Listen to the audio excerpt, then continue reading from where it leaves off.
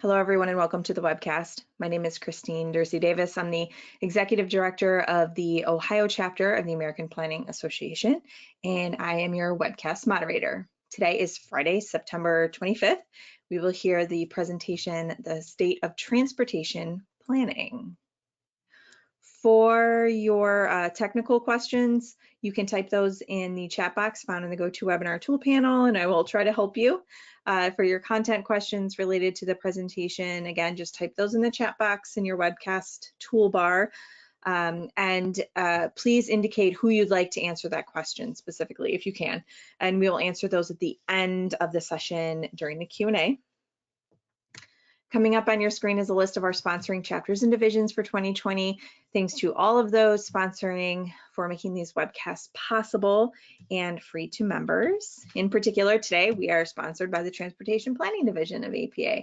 So thanks to them for pulling this group together and having this presentation ready for us. Coming up next on your screen is actually a screenshot of our webcast webpage. Head over to ohioplanning.org/planningwebcast, and that's where you're going to find a list of all of our upcoming sessions that you can register for. We are actually booked through the end of the year, and we're booking Tuesdays, Wednesdays, Thursdays now, not just Fridays. So be sure to take a look at those dates and don't assume that they're Fridays. But we are booked, and we will be adding more as we get all that info available. Like I said, this is a screenshot of our webpage. If you head over to prior webcasts, that's where we have PDF copies of all of our previous slide decks, so you can download those there. We do have some distance education sessions available for on-demand viewing for those AICP CM credits. We have several law, several ethics, a couple general sessions, so check that out if you need specific credits. Those are good through the end of this year. So like I said, this is where you're going to want to head to register for all of our upcoming webcasts. This webcast has been approved for 1.5 CM credits for live viewing. You can log those AICP credits by heading over to planning.org, log into your MyAPA account, and from there you can either search by today's title or the event number, both of which can be found on our webcast webpage. Like us on Facebook, just search Planning Webcast on Facebook and we'll pop up. That's where we post any immediate news. If there's a date change, a time change, if there are new sessions available that you can register for, that's where we post that kind of stuff. So be sure to like us so that you get up-to-date info, and subscribe to our YouTube channel. Just search Planning Webcast there in the search bar at YouTube. We record all of our sessions and we make them available afterward. We have over 300 sessions, over 3,000 subscribers. So make sure you subscribe to us so that you get notified when we have a new session up and available for your viewing pleasure. So that is it for my housekeeping items. I am now going to turn it over to Ryan, who is our first speaker and who's going to kick us off today. And Ryan, I just sent those controls over to you. Okay, great.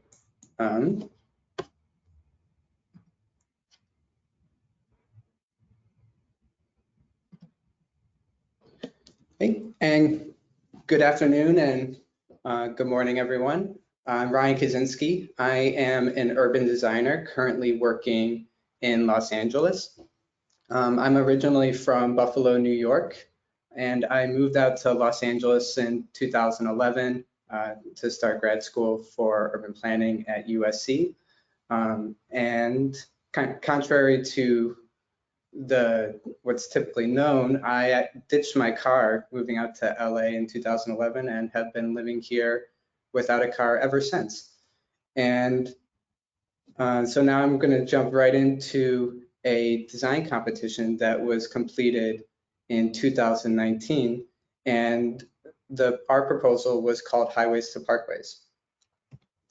And so this design competition started in 2019. It was sponsored by Empire State Development, which is the economic development agency of New York State. And it was to reimagine about a 4-mile long urban expressway that was built in 1953. So it's kind of deteriorating and underutilized at this point. And this was a freeway named by the Congress for New Urbanism as a freeway without a future all the way back in 2014. So Buffalo, New York, it's located on the eastern edge of Lake Erie. The Skyway, as you can see, shown in black, it connects downtown Buffalo with the areas to the suburbs to the south of the city, and also highlighted some other features of the region, including Niagara Falls. And then zooming into, so this is downtown Buffalo, the waterfront where the Buffalo River enters into Lake Erie, and where the Skyway terminates into downtown Buffalo. And you can see here that there are interchange ramps with I-190, which is another freeway through the city. And there's also been a lot of economic development in this area, specifically the Canal Side District, which has restored the historic terminus of the Erie Canal. And here are a few photos of what the existing conditions of the Skyway look like. It varies in its condition through different parts. And it was originally built as a freight corridor. Kind of in the lower left corner, we can see the former Bethlehem Steel site. But now that's become a vacant brownfield. And the area is really starting to transition to more kind of open space and recreational uses, which we can see in the bottom right at Canal Side. But the Skyway itself has been an impediment to some of the development that the city would like to do. And so we started thinking about this in terms of what are some of the objectives that we want to achieve. So looking at environmental sustainability, equity, health, and kind of a new, more inclusive circular economy. And so then zooming into the city of Buffalo, we started to examine what is the development history of the city, and how does the completion of the Skyway, completed in 1953, kind of more at the beginning end of the highway building and urban renewal era, how does that fit in with the trajectory of the city and the future of the city? So from 1970 to 2010, we can see that the population really migrated to the suburbs, which is no surprise. And then with that, we've had a declining population within the city, and where the population has been cut in just about in half from its peak population. And what's interesting during this time is that for the regional population generally, from 1970 to 2010, there's been a decrease of 16% of population, while urbanized land has increased by 78%. And so the 160 square miles, to put in perspective, you could fit the cities of Buffalo, San Francisco, and Milwaukee, or Pittsburgh, any of these kind of second mid-sized cities, into this land area. And so we can see at the same time, or looking at a smaller time frame, this information is from the Transportation for America, their report, The Congestion Con, that came out earlier this year. And so we can see even during this time, population has decreased 12%, while the highways have stayed the same. And yet traffic congestion has continued to increase almost by 200%. And again, that's kind of the legacy of the building out of the highway. And we can really see how the population growth has occurred at the ends of the highway branches, and the decline has happened within the inner city belt highway systems.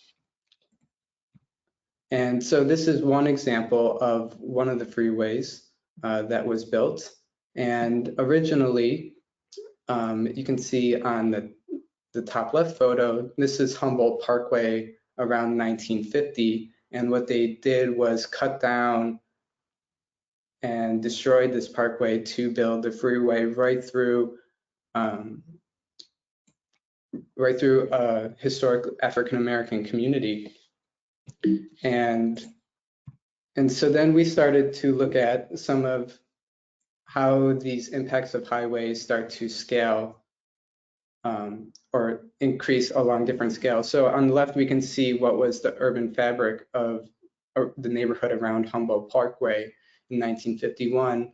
And then looking at it today, we can see how the number of vacant lots has increased and the urban fabric has deteriorated as a result of building the highway. And then as we move to the right, we can kind of see the concentrations of poverty that have happened because of the loss of urban fabric and kind of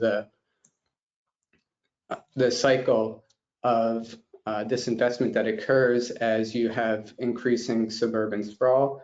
And what's really interesting is on the far right is that all of the kind of mid-sized secondary cities of New York State, they've all experienced the exact same phenomena of suburban sprawl, increasing concentrations of poverty. And while global cities like Toronto and New York City have increased in population, but along with that has also come increasing unaffordability. And in addition, and so kind of building upon that, we have Buffalo is by one measure the fourth most segregated city in the country. And we can see that very clearly on the right-hand side where home values are triple, quadruple what they are around Bidwell Parkway and some of the other Olmsted parks. And yet where the freeway was built, cutting through the middle of the neighborhood, and even though it's adjacent to an Olmsted Parkway, the low property values. And so then we were looking at so this is kind of to put a narrative together for the design competition. This is the Pan American Exposition that Buffalo hosted in 1901. So it was harnessing the power from Niagara Falls to be the first city with electric lights. And then at the same time, at the turn of the 20th century, Buffalo was the 8th largest city in the city. It was the largest grain transshipment center in the world. But now all that's left of that are the historic grain silos. And then today we still have some remnants of the Olmsted Park and Parkway system, and which is still a beautiful and the most desirable parts of the city today. So that we were taking kind of this history of Buffalo and creating 3 objectives for what we wanted to propose. So applied innovation, drawing upon its history, the agriculture industry from the past, and the Olmsted Park and Parkway system, but also then thinking about what are these moving forward. So for applied innovation, it's going to be all about the new green economy that is going to help us achieve our climate goals and create a more equitable economic system. The agriculture industry starting to move more farm to table, more organic, more local industries, and kind of expanding upon the Olmsted Park and Parkway system. And so that is how highways had impacts in the past. We want to reverse those today. So our idea is to start reintroducing parkways where there are currently highways as the first step in starting to rebuild the urban fabric. And from there, we start to create first and last mile connections between using the parkways as the backbone for the system and creating and connecting to transit stations, which will then which will be expanded kind of throughout the city, and then thinking about high-speed rail and connecting between cities. So really moving from a car-based system to a multimodal-based system. And so then specifically for design, we have the existing highway corridor on the top, and then using the Olmsted Parkway as a model, we were exploring this new modern parkway corridor where we're overlaying new transportation technologies of transit and autonomous vehicles, autonomous freight, electric freight, and combining that with a new renewable energy infrastructure, expanding wireless and internet access to everyone, and also thinking about our waste and agriculture systems. And so out of that idea, we put together a plan for the entire 4-mile stretch of the city. And as we were doing this, there's so many factors that we realized that we had to start account for. So on the right is just the plan zoomed into the downtown area.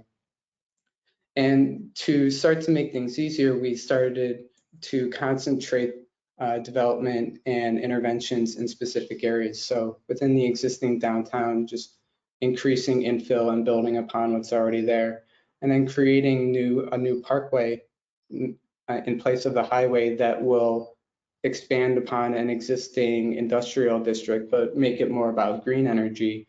And then on the former Bethlehem Steel site, introduce renewable energy and habitat restoration. And so then on the right, we can start to see how that will start to interact with different natural systems. And so then this is one rendering that we put together for one potential outcome of what the city could look like after a number of years. So we've replaced the vehicle highway with a multimodal pedestrian and bike bridge, and starting to infill on all of the surface parking lots of the city. And so the first thing we were doing is we have the existing street grid on the left, and then what the grid used to look like in the middle. And so then we're starting to see how we could, by removing the highways, how we could start to reconnect the street grid, reconnect the city to its waterfront, which it is one of its best assets. And then, so then as we're doing that, we would rely upon the NACTO standards for updating the roads to be more appropriate for a multimodal system and what the new roads would be designed as. And so then building upon that, then we're starting to think about, okay, what are the first last mile networks and how do people start to move about in their neighborhood? And comparing that to conditions of today, where today all trips, or in the United States, 28% of all trips are less than 1 mile, but yet over 60% of them are still completed by car. And we can see how that changes for 2 miles. For trips less than 2 miles, they're 40%, and vehicle use is increasing at the expense of walking, but bicycle use has really remained the same. And that's the same for when we expand out to 3 miles, which is kind of the typical shed for bike use. And so that's in contrast to what we've seen recently, where when we start to build facilities for multimodal networks, that they are heavily used. So as soon as protected bike lanes were implemented on 2nd Avenue in Seattle, ridership quadrupled on that corridor. And when New York City started to implement protected bike lanes throughout the city, you can see how its trajectory grew a lot more quickly compared to other peer cities. So this is the idea of shifting some of these vehicle trips, kind of the low-hanging fruit, to multimodal modes in these short distances. And so the multimodal bridge that we talked about, we just went through kind of concept design for what are different interventions that you could do based upon different bridges throughout the world. And in this way, we could start to reuse and incorporate some of the historic structures. So a way of kind of still holding on to the past, while we're still moving forward with many of our goals. And so this idea is all about how everyone has access to a variety of all the different types of open spaces that you want in your daily and your weekly life, and how they're all connected together through active transportation and through parkways. And so then this compares, on the left, we have the original Olmsted Park and Parkway system. And I think as we're working through this presentation, one of the things I was reminded most of was one of the last statements made by John Lewis, where he said, "The truth does not change, and that is why the answers worked out long ago can help you find solutions to the challenges of our time." And Frederick Law Olmsted, he created this system as a very egalitarian approach, as a way so that everyone could access all parts of the city and have access to open space. So what we wanted to do was build upon that and expand that network today. And so then showing some more renderings, we can start to see how by reducing the highway infrastructure, we can both increase the amount of open space and increase the density at the same time. So we're really making a more enjoyable environment for people to spend time in through all parts of the city, all times of the year. So on the left here, we can get really creative through design and starting to incorporate green roofs that can act as a sled hill during the wintertime. So kind of right in the heart of downtown, you get a great variety of recreational activities. And so then we started to compare what these interventions would look like in the downtown city of Buffalo compared with other cities. So we were starting to measure, what does the building figure ground look like? How much open space and bicycle and public transit are there? And so we can see today, the city of Buffalo, it's really lacking in all of the amenities that you want in or that appear in thriving downtowns throughout the world. And then after kind of the implementation of this approach, you could see how there is the potential for increasing all of those amenities. And so it really transitions into a pier of these great urban places. And again, kind of going back to the lessons of the past, we have on the left is developed in the 1960s was the centers concept for Los Angeles, where it's a city with not just one central business district, but many downtown areas, and those are located at transit stations. And so that applying that idea to today is kind of creating a network of transit-oriented neighborhoods that function as a city. And this is possible, and even in contrast to many of what has been the popular criticisms of transit use recently. And as we can see from on the left-hand side, all types of rail from 1997 to 2017, as revenue service miles were increased, ridership increased just in proportion. And while the narrative has been about declining transit ridership, one of the things that's often overlooked is the severe cuts to transit service that happened during the Great Recession from 2009 to 2011. And as you can see, those cuts, those services have remained at the lower level, and they continue to remain at those lower levels today. And so as we know that transit ridership populations are usually more dependent on transit, they have less choices. There's typically been a gradual response over time to those service cuts, as it takes a while for them to be able to respond. And yet we have other examples where, for example, the city of Seattle, where jobs and housing has increased in the downtown area at the same time that driving has been reduced. And so now, and I'm coming up on the end of the time, so I'm just going to go through the rest of these fairly quickly.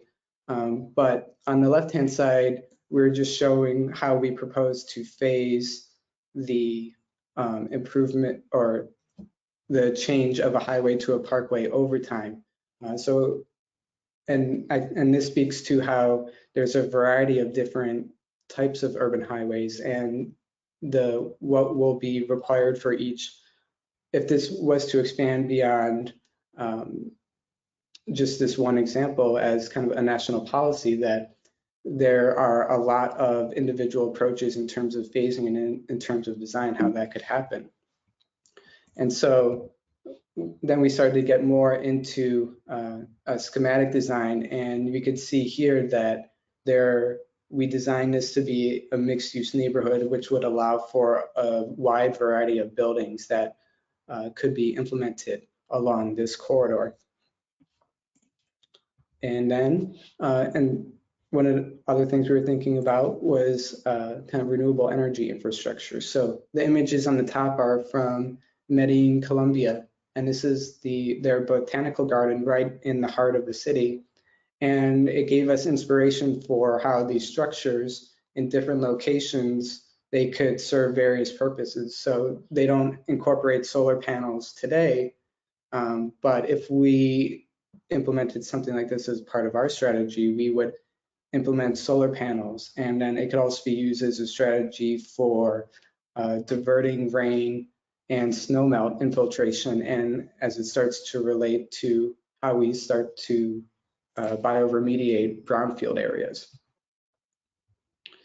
And so again, this is showing how we could replace the highway, which was currently along this corridor right here, and now it can be a mixed-use neighborhood that is based upon using bikes and walking and transit and moving away from vehicle use.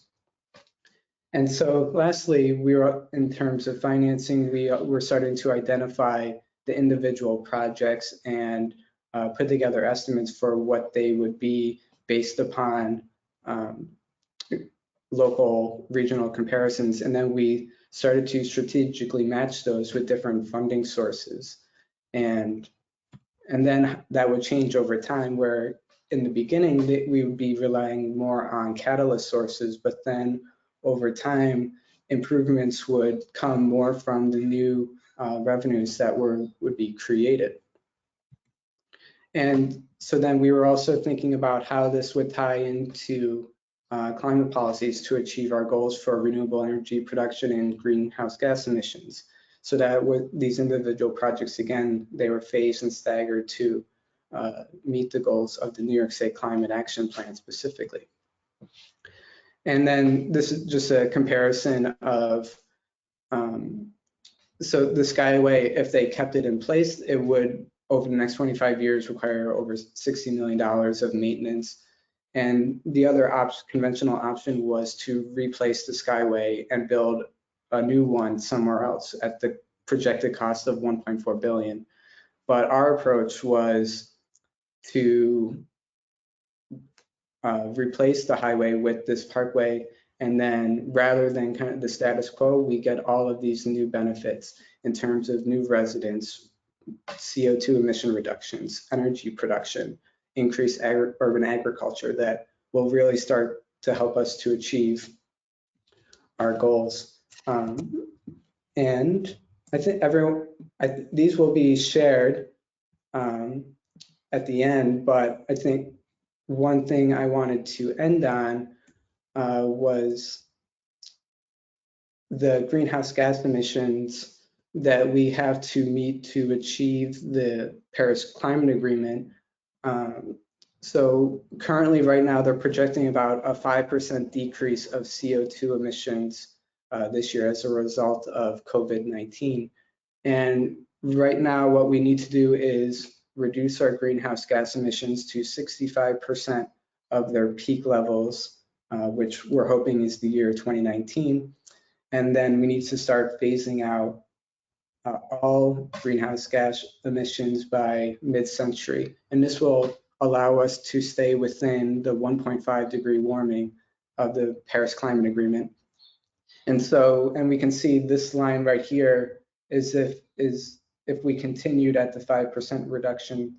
So what this really says is that we need to start creating some drastic changes to our cities and how we live if we're going to achieve these. And as kind of highways are the kind of circulatory system of our cities, or at least our car-based cities, they can be among the most effective ways of reducing vehicle use, and then transportation along with how we're building and how we're looking at our waste systems will all work together to allow us to be able to reduce our greenhouse gas emissions so we can achieve kind of the equity and climate goals that we hope to achieve. And so I thank you very much for listening today. And now I'm going to pass it off to Jeremy.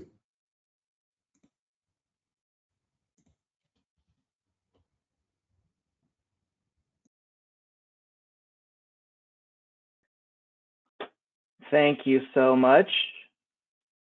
I hope everyone can hear me okay. Yes, we can hear you. Great. And you can see my presentation? We can see your presentation. Wonderful. Well, thank you again, Ryan, and thank you to the APA Transportation Division for inviting me to speak here today and for featuring our work in the 2020 State of Transportation Report. My name is Jeremy Glover, and I'm an associate at the Metropolitan Planning Council. We're an 85-year-old urban planning and public policy nonprofit in the Chicago region. A little bit about me, I am originally from St. Louis, and I went to grad school at the Blaustein School of Planning and Public Policy at Rutgers University before coming to Chicago.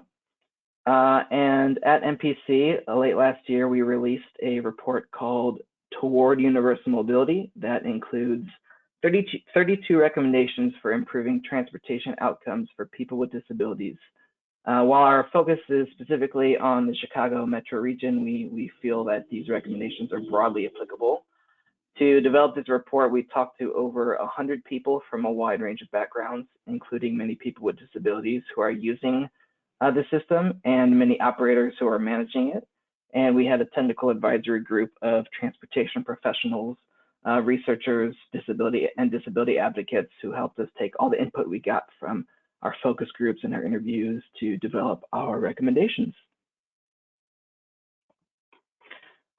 So what exactly do we mean by universal mobility? This concept combines several ideas together.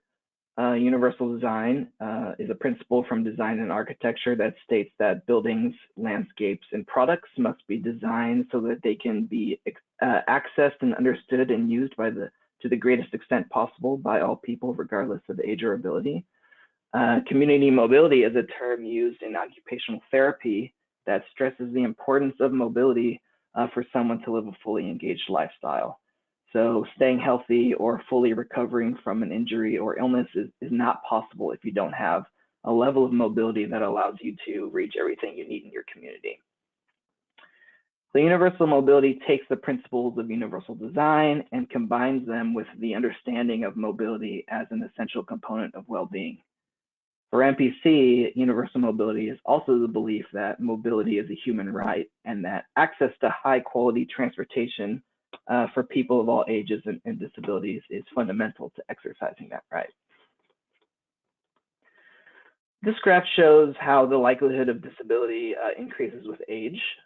This is data specific to the Chicago region, but I'm sure it would probably be similar everywhere. By the age 65, about a third of people will experience a disability, but by 75 and up,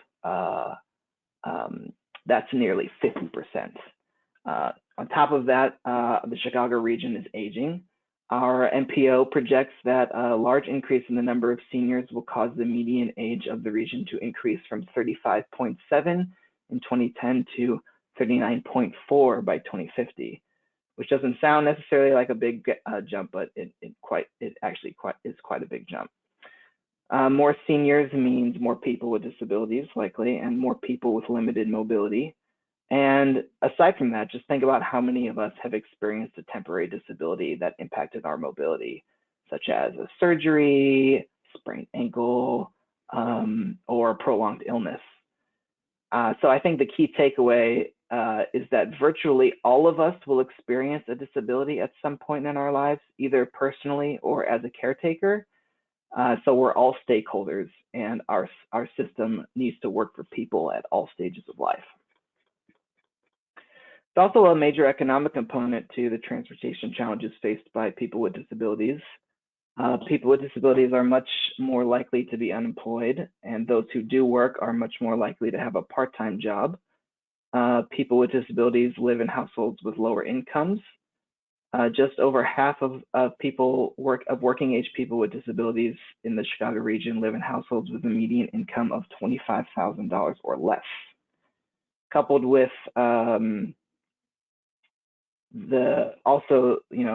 the people with disabilities are less likely to have vehicles because of income issues or because of an inability to drive.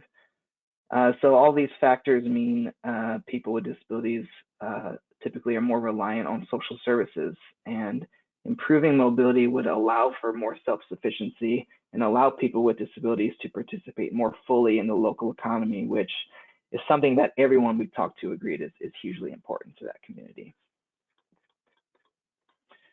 Most people are probably familiar with at least some of Chicago's fixed route service, particularly our world famous L train. But there's an entire secondary system of services that serve seniors and people with disabilities.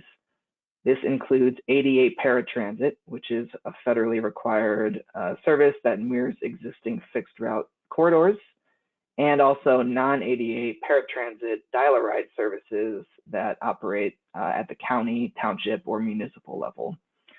And as you can see from this map, we have a very fractured system with at least 50 separate paratransit services. And each of these services was established to address a very specific transportation need in a specific community, and were rarely planned or operated in any kind of coordinated way. So as a result, most have different rules for who's eligible to ride, what kind of trips are eligible on the service, how much it costs, and when it runs. So from a rider perspective, understanding this patchwork of systems is very difficult. And trying to cross an arbitrary boundary from one jurisdiction to another can oftentimes be impossible, even if you're only going a short distance. We also did an analysis of the region's sidewalk network, specifically looking at how sidewalk availability matches up with public transit. So this is just one small part of the region, just west of O'Hare Airport. The green represents road segments that have sidewalks on both sides. Orange are segments that have a sidewalk on one side, and red are segments that have no sidewalks. And then the yellow represents bus stops from our suburban bus provider. And you can see that the fractured nature of the network, how big of a barrier that would be to people who are living in those surrounding residential neighborhoods. And what we found was that only 1% of our suburban bus stops had a complete network of sidewalks on streets within a half mile. So that means that even if there is a bus route nearby, many people simply can't get to it. And so they're therefore forced to use paratransit, which requires advanced reservations, is more costly to operate, and overall a more difficult service. And you could do a similar analysis based on any variety of locations, not just bus stops, but any kind of facility that would be of interest to the senior or disability community, and you would get the same results. Now that we've touched a little bit on the problem, I wanted to share some of our recommended solutions. Unfortunately, we don't have time to go through all 32, so I'm just going to kind of talk about them in more broader categories. So this set of recommendations suggest ways to better coordinate our existing services to provide more convenient, reliable, and efficient service to people as they travel throughout the region, specifically as they cross between jurisdictions. The report's top recommendation is to establish a council of mobility coordinators, one for each of the region's counties, that could work collectively as a group to facilitate service across the region. At the county level, a mobility coordinator could help better align transportation services to optimize operations and funding, and as a result, provide more consistent and effective service. Several of the counties in our region already have a mobility coordinator, but it's very rarely a full-time, fully funded function. And we believe this type of role has a lot more potential if it's given full financial and political support. These recommendations in this category suggest ways to create better resources that give people the information they need when they need it, that will empower them to confidently and safely use any mode of transportation that is available. For example, many of us are constantly using trip planning apps, but in most cases, these everyday tools don't include information like elevator or escalator outages, and that makes them really risky to use for a lot of people with disabilities. We need to work toward having that kind of real-time data on accessibility consistently incorporated into trip planning tools.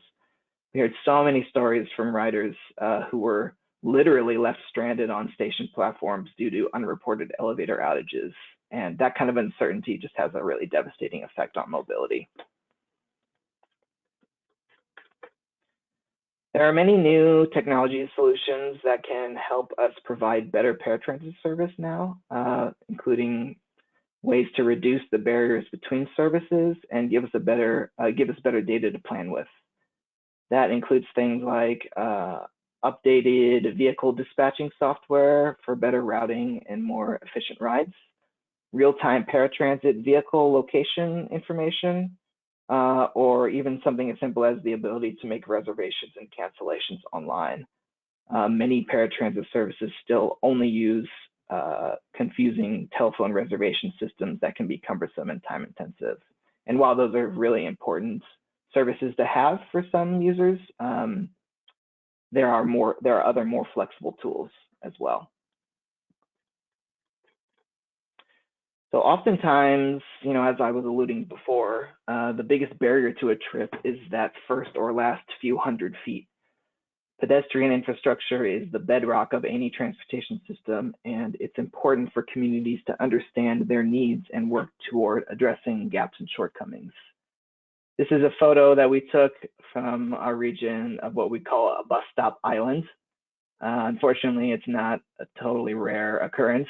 While the bus provider here has gone to great effort to provide a shelter and a concrete pad, the local municipality has not provided any connecting sidewalks, which effectively prevents any kind of safe, meaningful access, especially if you're using a mobility device.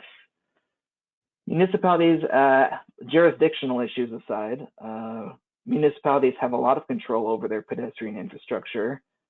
So we are recommending that communities revisit their ADA transition plans, or if they haven't completed one, begin that process by conducting an accessibility self-assessment, because we can't really begin to improve walkability until we know the extent of the problem. Additionally, more and more municipalities are creating complete streets plans. So that's a really great opportunity to think strategically about connecting important destinations together with a high quality sidewalk network. Many people with disabilities we talked to had a strong preference for using the fixed route transit system over paratransit because it's faster, it's more reliable and flexible, but there are often structural barriers that prevent them from doing that. And this isn't just a transit agency issue. Municipalities can do a lot to improve access and usability of fixed route transit. That includes things like building shelters and seating at stations, especially at major transfer points, which make the fixed route transit system more comfortable and inviting. Local governments can also use their regulatory power to make sure land uses are transit supportive, such as by enacting policies that encourage accessible and affordable housing near transit and requiring new development to have a pedestrian-friendly site design. We can't talk about infrastructure, obviously, without talking about money. Now more than ever, we have limited money for infrastructure improvements and transit operating costs. So we need to be smarter with the money we have and consider targeted options to generate new revenue. Our research found that the fractured nature of the paratransit system in here is largely due to how we fund it. In most of the region's suburban counties, each town contributes different levels of funding toward paratransit services and sets different rules for what rides people can take. And additionally, not all towns will participate, so only some people get service. One of the counties in the region has gone to great lengths to fix this.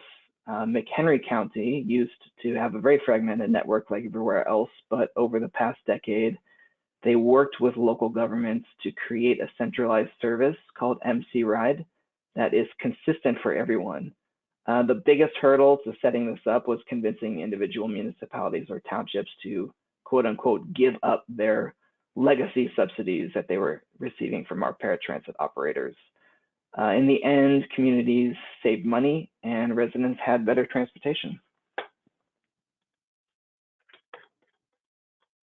Lastly, we're really encouraging all groups to really engage and empower people with disabilities to advocate for changes that will improve their mobility. The disability community has a well-known saying, nothing about us without us, and that's something we've really tried to take to heart throughout this process, and I think it's important that everyone who's working with this population does the same. There really is no substitute for people who know the system inside and out, and people with disabilities need to be leading that process, the process as we continue to upgrade our transportation system to get us closer to universal mobility. I encourage everyone to go to our website, metroplanning.org/universal mobility, where you can download the full report and see all the recommendations. There's a shorter executive summary and a full version. The full version is really great because there's lots of case studies and resources that can give you kind of concrete examples of how you can apply some of these things in your local community. And yeah, with that, I will pass it on over to Russell.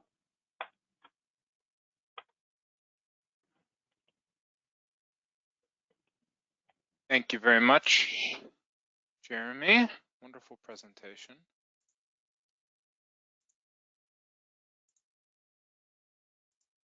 Now, can everyone see that? We can hear you and we can see you. Well, your presentation. Thank you. Yes, webcam off for now. Thank you to Jeremy and Ryan, and thank you to the TPD for having me along for this today.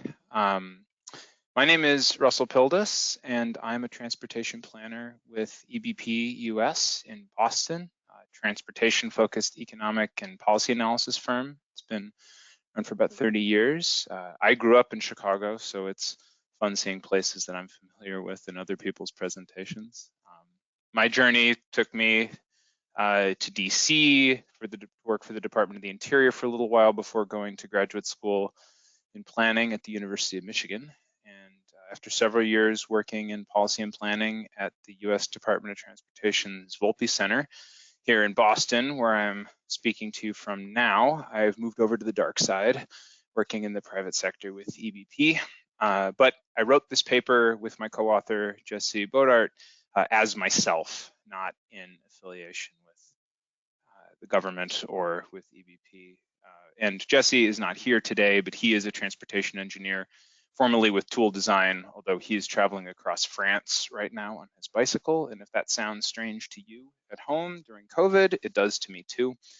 I'm going to try to do my best here to talk about our paper, though, Carrots versus Sticks in Transport Policy, which I think nicely relates to the update today for tomorrow message from Ryan and the fractured policies discussion that Jeremy just gave. So as a sort of tongue-in-cheek warning here, many webinars that I've seen in contexts like this often present facts and findings, and Jesse and I wrote our paper and this presentation as an argument to provoke a response and to get some feedback from people who may have different opinions and to reckon with policy in a way that I don't know that we often do, which is to talk about how budgetary policy gives life to program guidance and how that leads to what we have on the ground.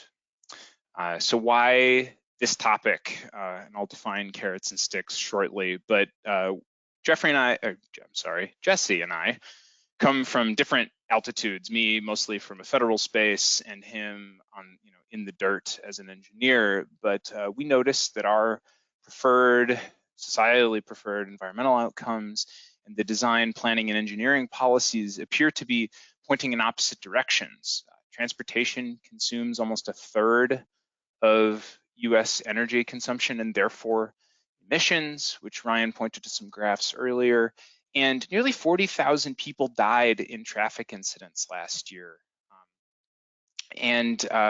We found that just sort of surprising.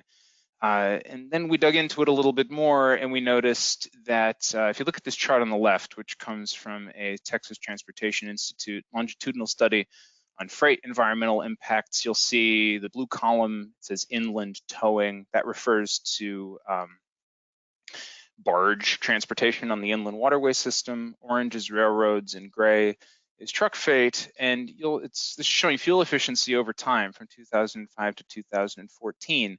We can see that fuel efficiency of non-road freight movement is several times greater and going up compared to trucks. And not shown in this graph, but the report also discusses how the injury and fatality rate is much lower, even when accounting for exposure. And yet we're planning and building for cars and trucks. We're building for this image on the right.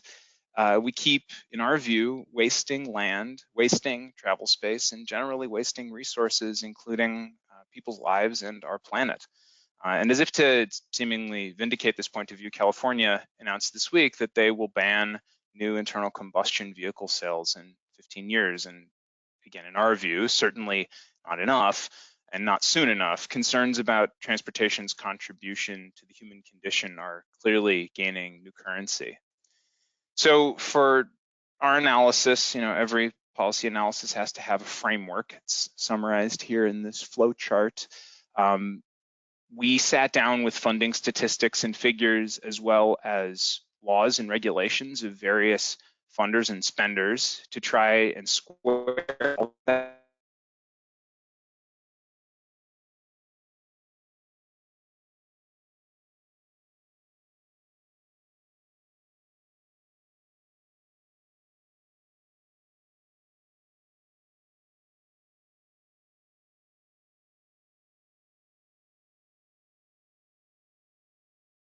Oh, Russell, I think we lost you there for a second. We see your screen, but we don't hear you. Or at least I don't. It looks like a couple other people are typing in. I also lost his audio. But You did, okay. Let me show, this is bizarre. Yep. at first I thought it was me.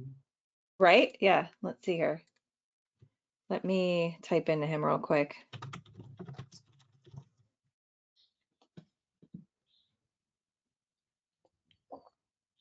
I'm gonna, oh, hang on, he says. All right, he's fixing whatever's going on. So hold tight, folks.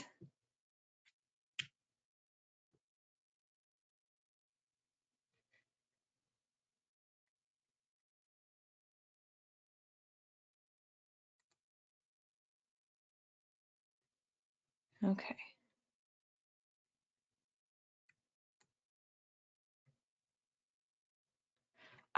While we're waiting for Russell, we do have some questions, and I'm sure we're going to end up running out of time. So while he's figuring out his sound, let's get a couple questions squeezed in here. So the first one, Ryan, did reducing highway access create challenges in justifying a decrease in the level of service? Can you talk about that? Sure. And so what we were, one of the slides that we'll see when it's posted is that we were thinking about it in terms of all transportation modes. So while the amount of capacity for vehicles would be reduced, we were proposing a new light rail transit line through the corridor. So, and as we know that light rail is more efficient at moving people through, and then kind of also adding in new bike lanes, the overall, and then separating freight traffic. Hello? And solve. Hey, Russell. Hey, Hey, we just am I back decided to now? start. Yeah, you're back. We Yeah. just decided to start answering a couple questions while you were figuring things out. So Ryan, if you want to go ahead and finish, and then Russell will jump back into your presentation in a moment. Yeah, and then we were also based on projections for new technologies for freight and kind of creating a new corridor for that as well. We were actually increasing the transportation capacity among all modes at that time through our proposal. Okay, great. Okay, so Russell, thank you. Let's get back to you now that we have you Yeah, with sound. I don't know what happened, but you sound really clear now, whatever you did. So good. it looks like my headset. Oh, oh, Russell, I don't know.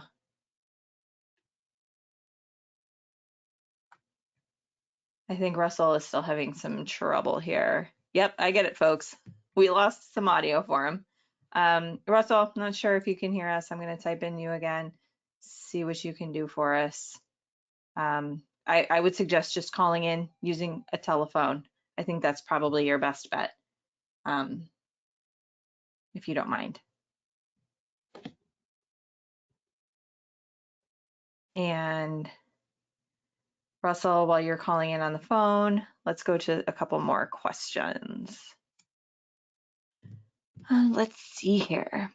Oh, here. Okay, so Ryan, this one is again for you. Is there any movement on the actual implementation of the proposed plan? Could you talk a little bit about that and maybe some of the challenges that you're facing with implementation? Absolutely. And so we were, out of over 100 submissions, we were advanced to be one of the top 9 finalists. And we presented our pitch to the jury panel, which included a number of local and state politicians and industry leaders. And currently, the comments from, or the speech from the governor, Andrew Cuomo, at that time was saying that they will be taking the Skyway down. And right now they are currently going through their environmental documentation. So in New York State, it's their seeker process. And there's currently a draft framework plan out right now. And while it does reduce or remove the Skyway into the downtown part, it also proposes building a new 4-lane road or highway immediately adjacent to the TIFF Nature Preserve, which is right along the corridor. And so in some ways, there's some good, there's some bad about it, because as kind of the congestion its report, it lays out, that's increasing the amount of maintenance costs that is going to be, we're going to incur over time. And it's also where it's located next to the nature preserve in New York during the winters. They're between salting the roads and plowing the roads. It really creates a very significant amount of pollution runoff, which is opposite of what we want to do for restoring natural habitats. And so I think one of the things we found as going through all this process was, I mean, we know about induced demand, and we know we have the design and the engineering capabilities to design whatever future we want. We know that it's not a challenge of funding and financing, it's just a challenge of how we allocate those funds. So for example, the US has the highest percentage of its GDP devoted to healthcare of all countries in the world at 17%. Switzerland is the next highest at 13%, and the OECD 36 countries are at 9%. So the difference between us and Switzerland is $1 trillion a year. the difference between us and the OECD 36 countries is $2 trillion a year. And that is just in terms of healthcare costs if we would reform the healthcare industry. So that's not even thinking about what are going to be the benefits by reducing our automobile system so that we have less rates of asthma, we have lower rates of obesity. So it's kind of this compounding effect again. And so the biggest challenge that we found, and I think this is what has been happening with all climate change legislation, is that the biggest challenge is politics. And I think this is why I'm kind of so thankful to be here right now, is because it's a great opportunity to kind of be provocative, as Russell was saying it sometimes, and really start to engage and find what is some common consensus for best recommendations that kind of balance national policies with how do you respond to local conditions and build grassroots movements. So those were some of the things that we found going through this process and some subsequent conversations since then. And apologize for the long answer. No, that's fine. Thank you. And folks, we're still trying to get Russell back on the line. He's aware. So just bear with us for a sec. But feel free to keep typing those questions in. We have another one here. Let's see. And this one could be for Ryan or Jeremy. Are there projects? Well, let's start with Ryan. Are there projects like the one that you're proposing or developed in other areas of the country? Do we think projects such as this will be proposed in the future? So let's start with Ryan, and then Jeremy, if you have any intel on that yourself, please feel free to jump in. Yeah, I can tell you in Los Angeles, we have proposals for capping freeway parks in 3 different locations of the city. One next to Union Station in downtown, one through Hollywood, and one in the city of Glendale.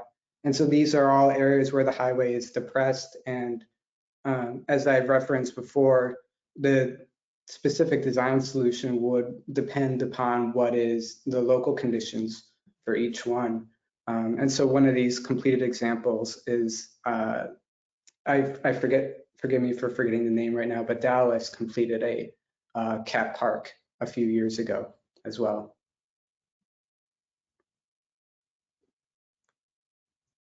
Great. And Jeremy, do you have anything? There are a few examples. I think St. Louis recently completed a capping project for a small section of its interstate through downtown. But yeah, they're rare. In Chicago, we are currently in a multi-year redesign process for a section of Lakeshore Drive, which is not an interstate technically, but for all intents and purposes, it is. It's one of our most iconic roads, to be sure. And removal is not on the table.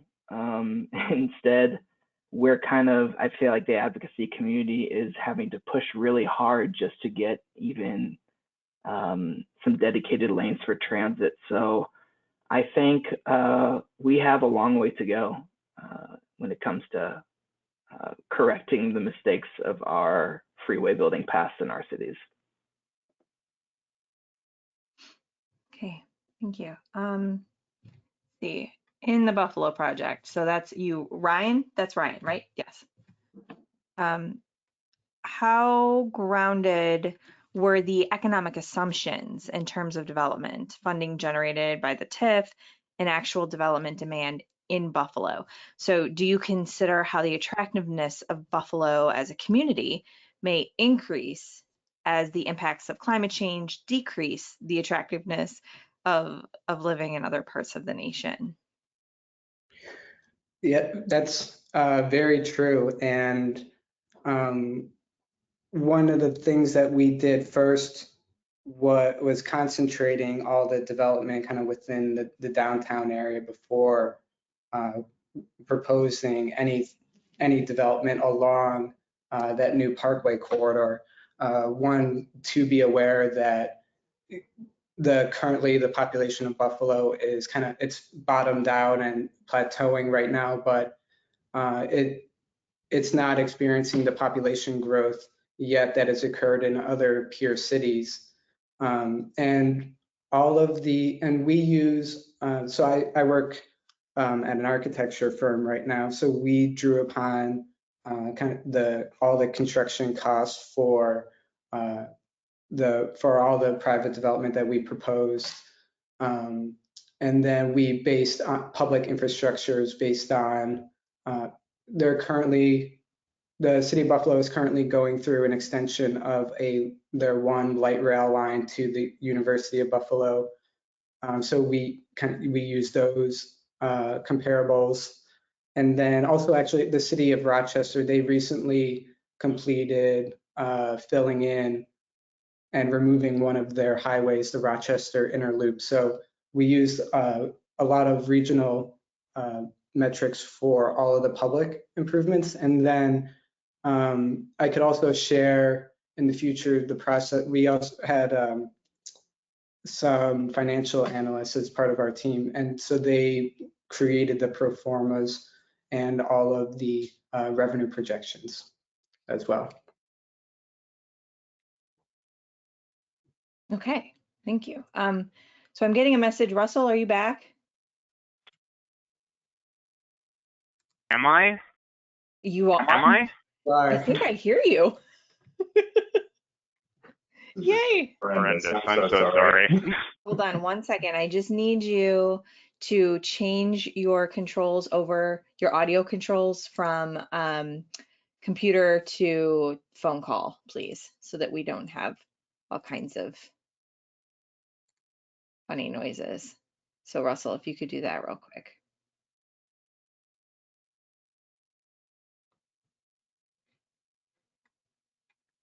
Am I doing that right now? No. Are you getting feedback? Not at the moment. So that's good. I think we might be okay. Let me give you some controls back. We'll see what we can do. We've been answering questions. We've been having a good conversation while you've been away. Well, I hope I'm not interrupting that. No, actually, we're good timing. Good timing. Okay, let me send some controls back to you. And we can pick up where we left off.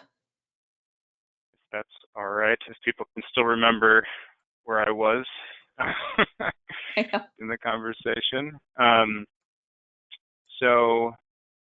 And I thank everybody for their patience with me. So the point I was making here is we have the federal match shares in the top row that all go between 80 and 90% across these different modes.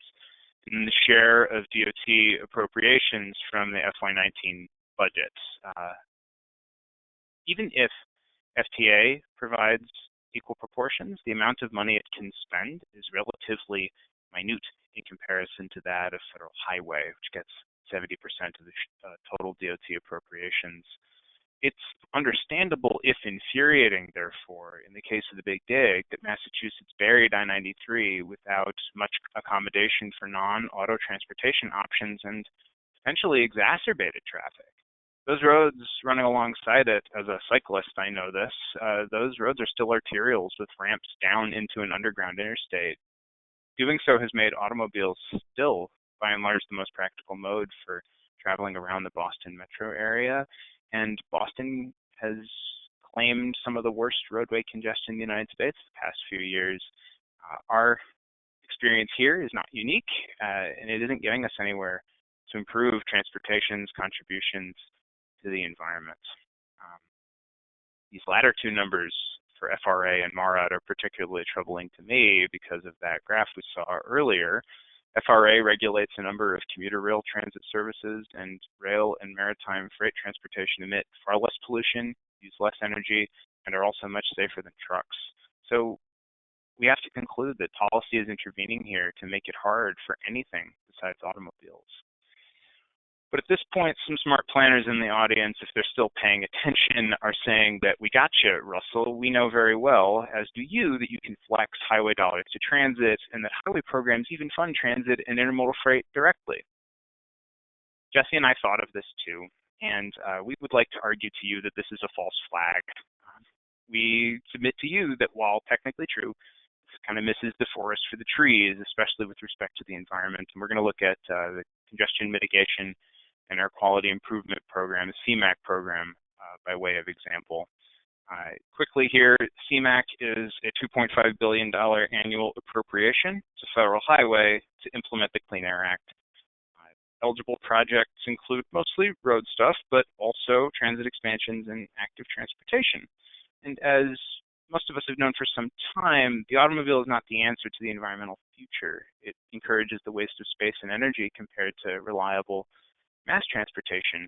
But CMAQ funds transit and active transportation too. So if the carrot were effective, it would make it easier to do the right thing for people and for the environment, right?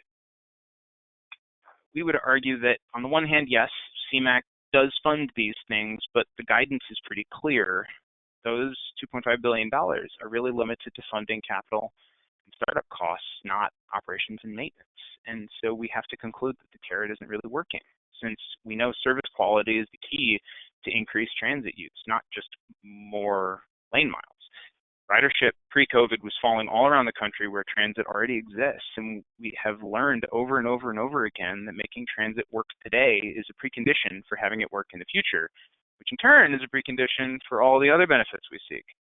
Limiting funding exclusively to new expansions takes aim, in our view, at problems we don't really have right now while ignoring the ones we do, and incentivizes projects that are similarly misguided. Plus, state and local governments are then on the hook to persuade the public to provide additional money for maintenance. In our view, this policy, in many ways, just exacerbates our problems. But the thing that's important to remember is that it's just paper, because it's something we can change. With that in mind, I want to talk quickly about sticks. Sticks are policies that add burdens to make unwanted behaviors less desirable. And though not quite as popular in the American context, stick policies have been quite effective in shifting travel behavior, particularly when directed at environmental outcomes. And this is their primary advantage over carrots. Rather than offering incentives for a desired infrastructure format and then relying on people to choose, sticks target the activity itself and require actors to reorganize themselves around some sort of constraint.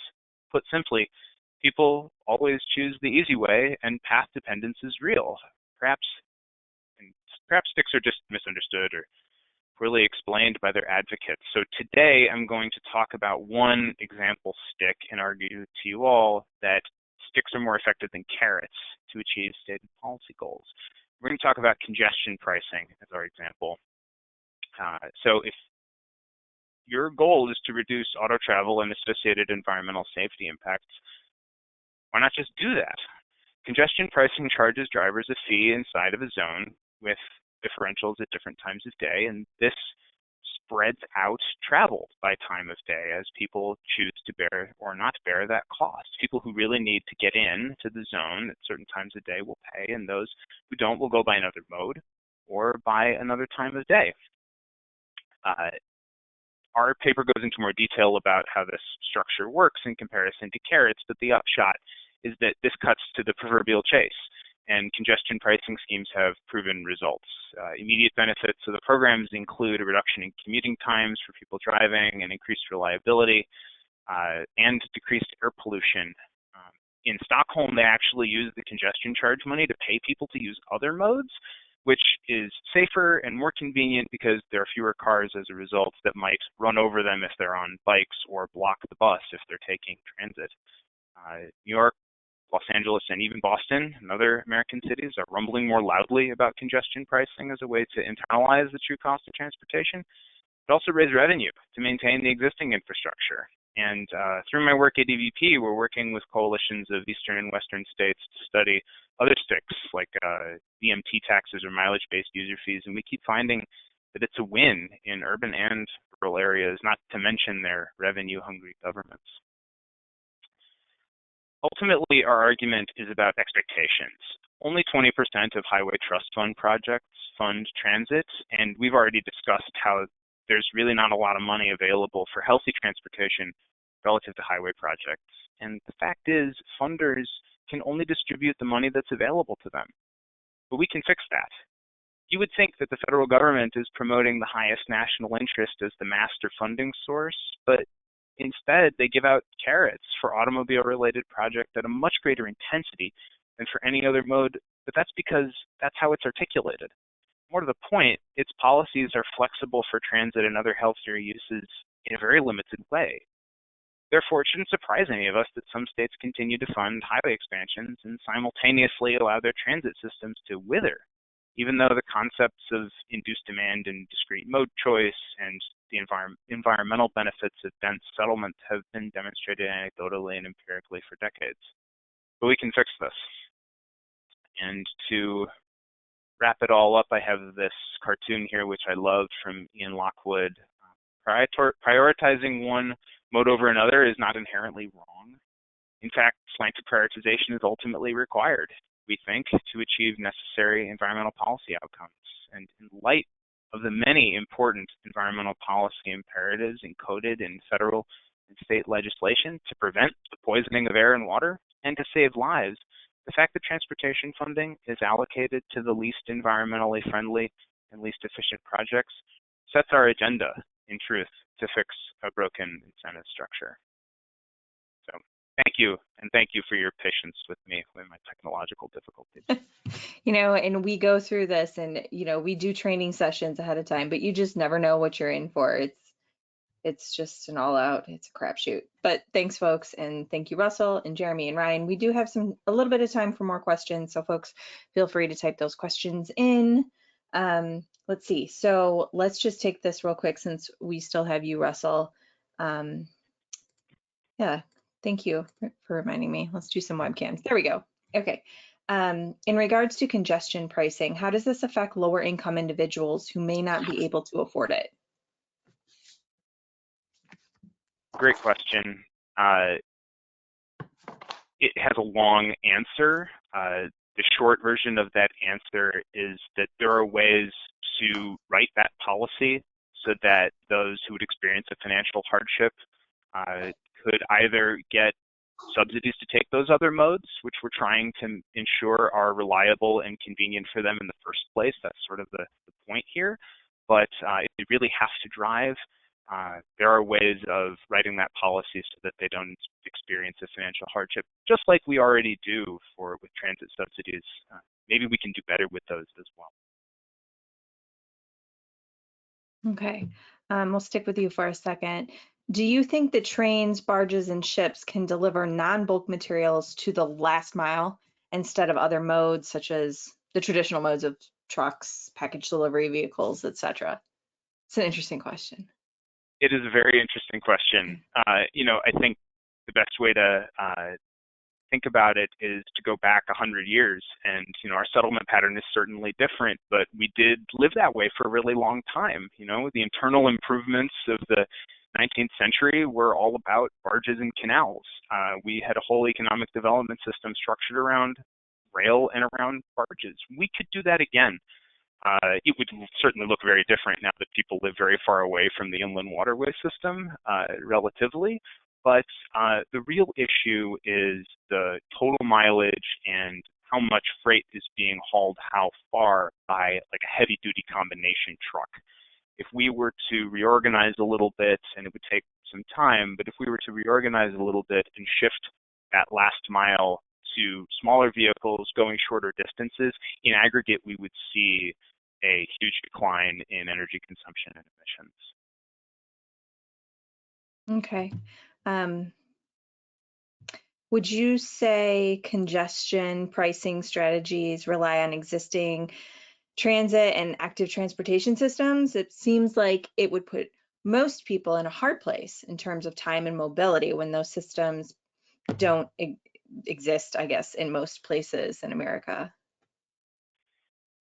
It's one of the biggest challenges that we're going to face, and we are, you know, you read about it in the news with New York in particular, but I know other cities are considering it, and it's something we're really going to have to reckon with. I think it would be a mistake, though, to think that congestion pricing happens by itself in a vacuum, that it's one policy outstanding by itself.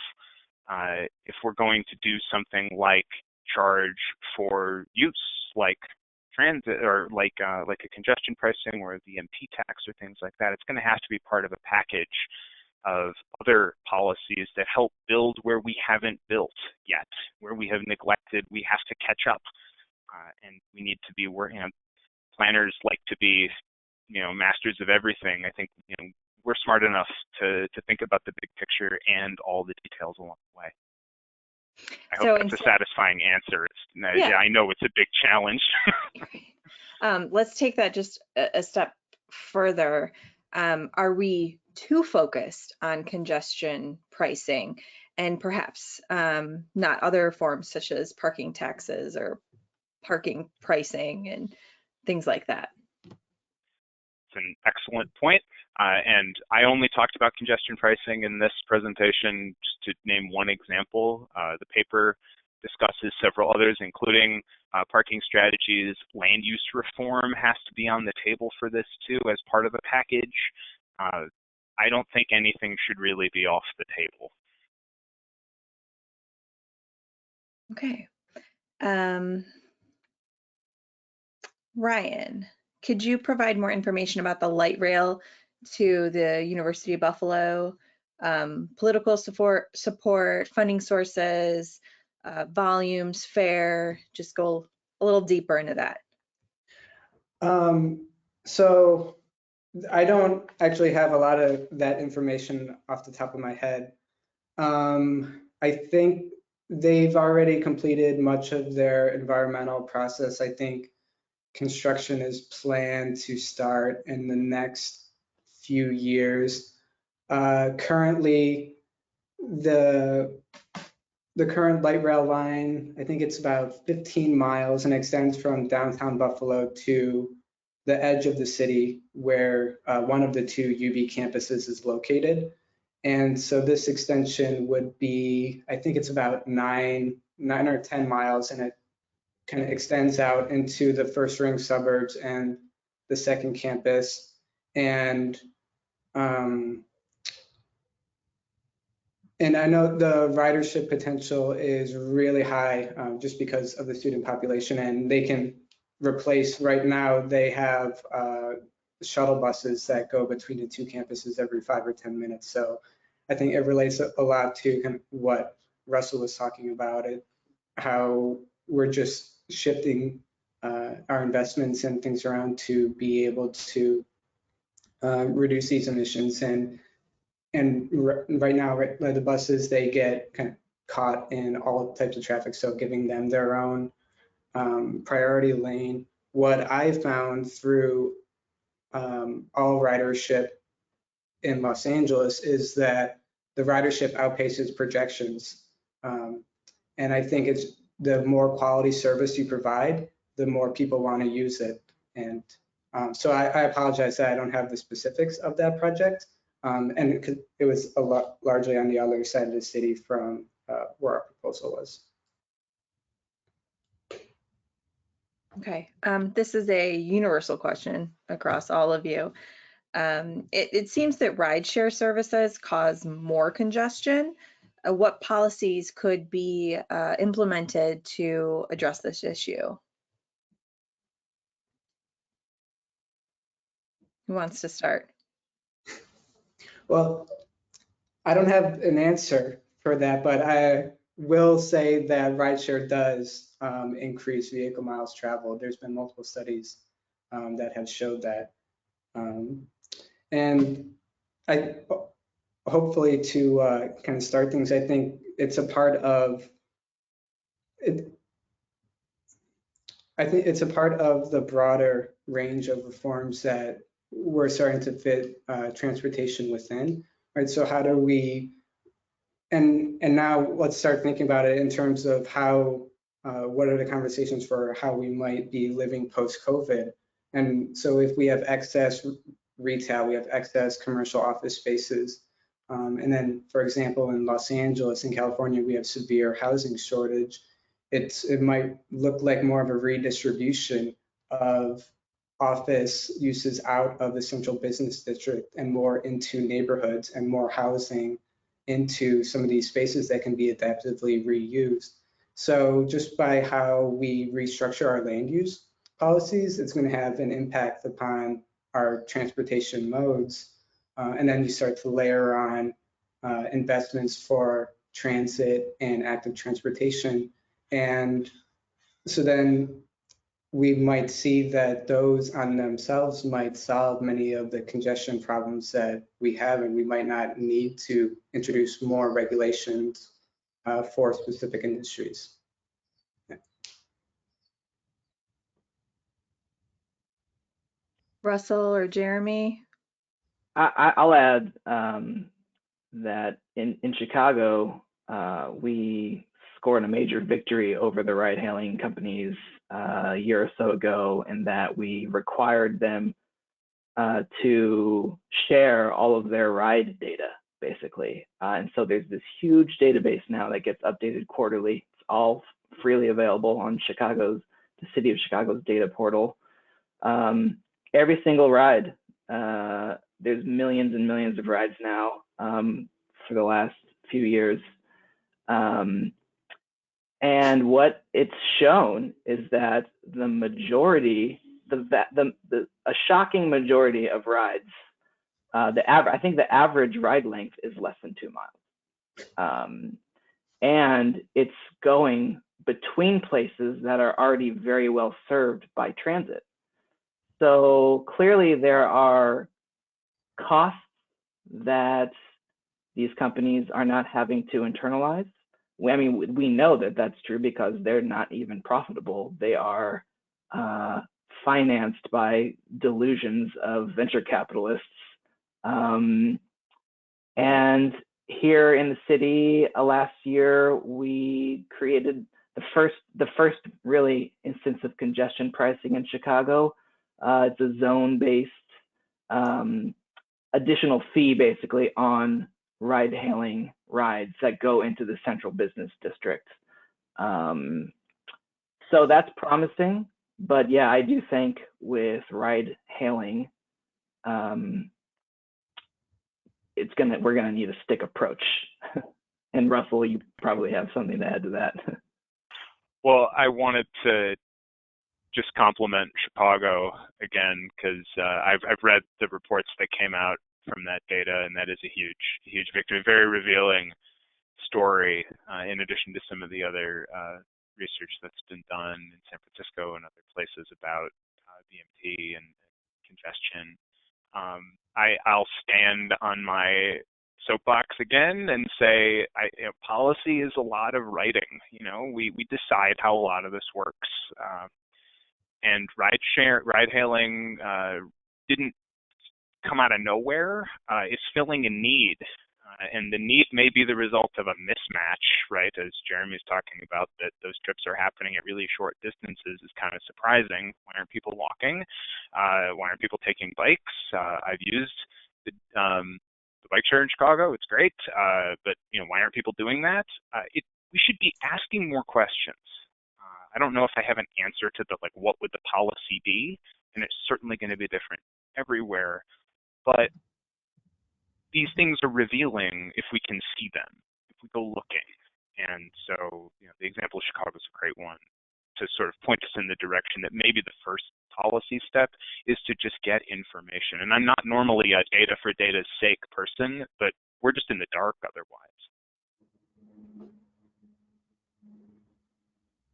We have to wrap up. Folks, there are still a lot of really good questions coming in. So folks, feel free to reach out directly to those panelists with their emails there.